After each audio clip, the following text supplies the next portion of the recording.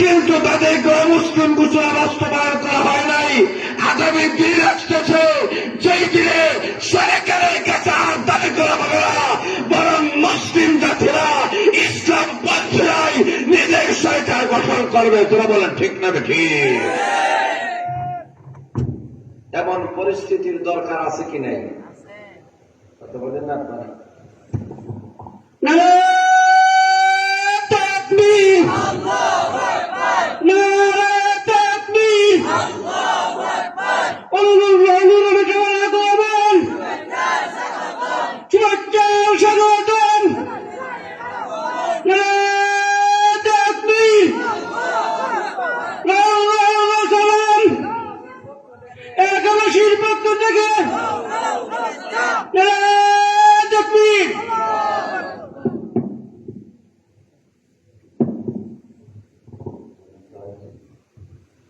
এখনো সময় লক্ষ্য করে দেখেন, আমি আপনাদের সামনে যে কথাটা বলতে চাই, এই কোরআন থেকে মহান আল্লাহ রাব্বুল আলামিন আন্তর্জাতিক একটা কিতাব হিসেবে আল্লাহ পাঠিয়েছেন।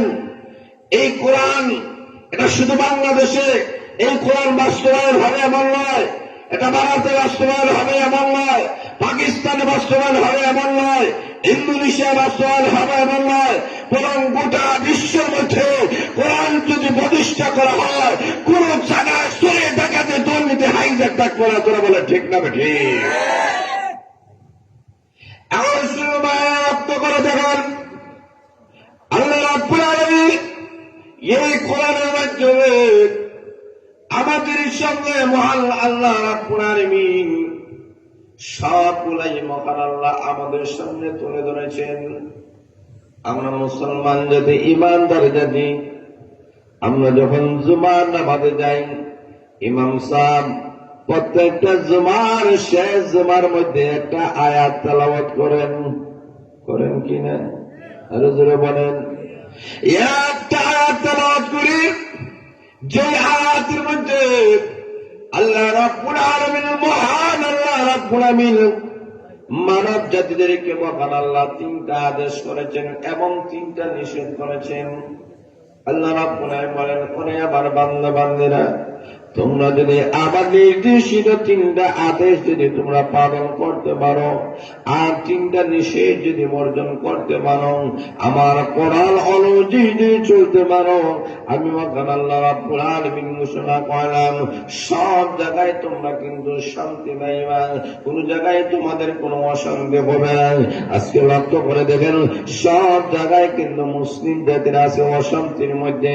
ব্যক্তিগত জীবনে অশান্তি, পারিবারিক জীবনে অশান্তি, সামাজিক জীবনে অশান্তি, রাষ্ট্রীয় জীবনে অশান্তি, আন্তর্জাতিক জীবনে অশান্তি। সকল অশান্তির মেন কারণ হল আল্লাহ কোরআন আমরা গ্রহণ করে নেই। যেমন ভাবে গ্রহণ করার কথা ছিল ওইভাবে কিন্তু আমরা গ্রহণ করি নাই। জোরে বলেন ঠিক না বেঠে? আল্লাহ রাব্বুল আলামিন যে আদেশগুলো করেছেন, আল্লাহর আদেশগুলো তো আমরা পালন করি না। আল্লাহ রাব্বুল আলামিন যে নিষেধগুলো মহান আল্লাহ করেছেন, ওই নিষেধগুলো তো আমরা বর্জন করি না। এই কারণে তো আমাদের সমাজে অশান্তি দেখা দিয়েছে। আল্লাহ রাব্বুল আলামিন ওই আয়াতের মধ্যে মহান আল্লাহ রাব্বুল আলামিন সংক্ষিপ্ত ভাবে 3টা আদেশের কথা আল্লাহ বলেছেন, 3টা নিষেধের কথা বলেছেন। আল্লাহ বোঝাতে যায়, যদি একটা ইনসাফপূর্ণ রাষ্ট্র যদি গঠন করতে হয়, তাহলে আল্লাহর হুকুম মানা ছাড়া বিকল্প কোনো পথ নাই। জোরে বলে ঠিক না বেঠে? এই কারণে আল্লাহ রাব্বুল আলামিন বলেন, দুনিয়ার মানুষেরা, ইন্নাল্লাহা ইয়া'মুরুকুম বিল আদলি ওয়াল ইহসান ওয়া ইতা'i যিল কুরবা ওয়া ইয়ানহা 'আনিল ফাহশা'i ওয়াল মুনকার আল্লাহ রাব্বুল আলামিন তিনটা জিনিসের আদেশ করেছেন, তিনটা জিনিসের মহান আল্লাহ নিষেধ করেছেন।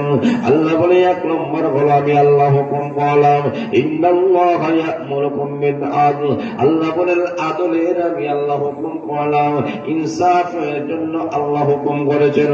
কারণ যতক্ষণ পর্যন্ত ইনসাফ কায়েম করা না হবে ততক্ষণ পর্যন্ত দুনিয়ার মধ্যে শান্তি কায়েম হবে না। আরো যারা বলে ঠিক না বেঠিক?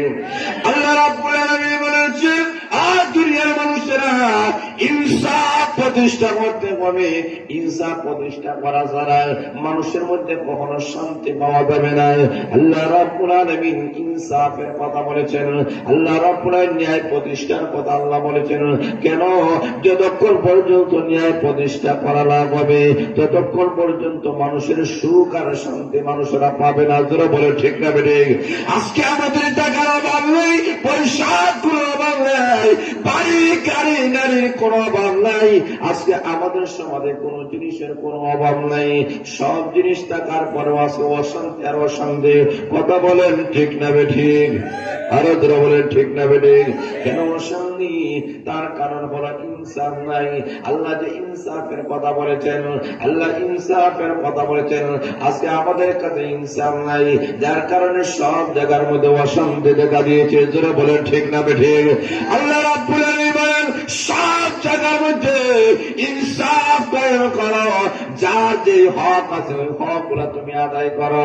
যতক্ষণ পর্যন্ত পাওনাদারে পাওনা আদায় করা না হবে ততক্ষণ পর্যন্ত কোন জায়গায় শান্তি পাওয়া যাবে না। কথা বলে ঠিক না বেঠিক? আল্লাহ রাব্বুল আলামিনের কাছে আমাদের কিছু হক আছে আর আমাদের কাছে মহান আল্লাহ রাব্বুল আলামিনের কিছু হক আছে। জোরে বলেন আছে কি নাই? আরো আছে কি নাই? ঠিক তেমনি ভাবে মানুষের কাছে মানুষের হক আছে। মা হিসেবে তোমার হক আছে, মার কাছে সন্তানের হক আছে, সন্তানের কাছে মার হক আছে, বাবার কাছে ছেলের হক আছে, মেয়ের হক আছে, মেয়ের কাছে ছেলের কাছে বাবার হক আছে। কথা বলে ঠিক না বেঠিক? ভাইয়ের কাছে বোনের হক আছে, বোনের কাছে ভাইয়ের হক আছে, স্বামীর কাছে স্ত্রীর হক আছে, স্ত্রীর কাছে স্বামীর হক আছে, এক বন্ধুর কাছে আরেক বন্ধুর হক আছে, উস্তাদের কাছে ছাত্রের হক আছে, ছাত্রের কাছে উস্তাদের হক আছে, ইমামের কাছে মুসল্লিদের হক আছে, মুসল্লিদের কাছে ইমামের হক আছে, সরকারের কাছে জনগণের হক আছে, জনগণের কাছে সরকারের হক আছে কি নাই? আছে কি নাই?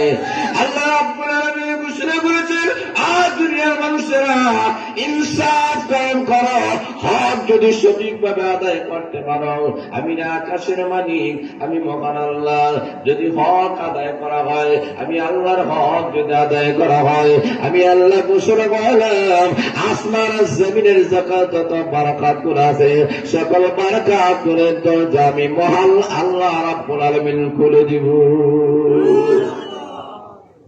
বরকতের মালিক কে? আরো জোরে বলে নাকি? আল্লাহ রাব্বুল আলামিন বলেন বরকতের যত দরজাগুলো আছে সকল দরজাগুলো আমি আহকামুল হাকিমিন আমি আল্লাহ খুলে দিব। এই কারণে আল্লাহ রাব্বুল আলামিন কোরআনের মাধ্যমে আমাদেরকে শিক্ষা দিয়েছেন, আল্লাহর নবী বিশ্বনবী রাহমাতুল আলামিন আমাদেরকে শিক্ষা দিয়েছেন বরকতের মাধ্যমে মানুষ আগাতে পারে।